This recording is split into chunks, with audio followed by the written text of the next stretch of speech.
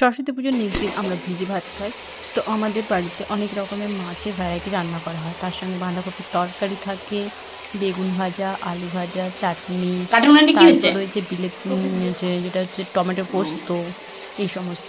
তো মাছের মধ্যে বিভিন্ন রকমের মাছ থাকে, যেমন থাকে গ্লাস কাপ, রুই, তারপর কাতলা, ব্রিকেট, এগুলো তো রইবেই। আর রয়েছে এখানে বাঁধাকপির তরকারি, যেটা উনুনে রান্না করা হচ্ছে এই কাঠের জাল।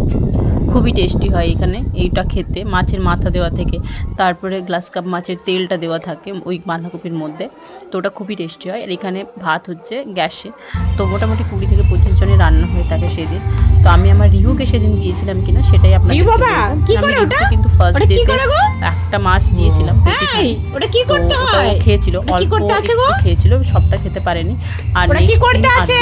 যেহেতু আমাকে অনেক বলে দাও বড় বড় একটু। মাছ ছিল, 3 থেকে 2.5 কেজি সাইজে, তো সেগুলো রিহুর পক্ষে নেক্সট দিন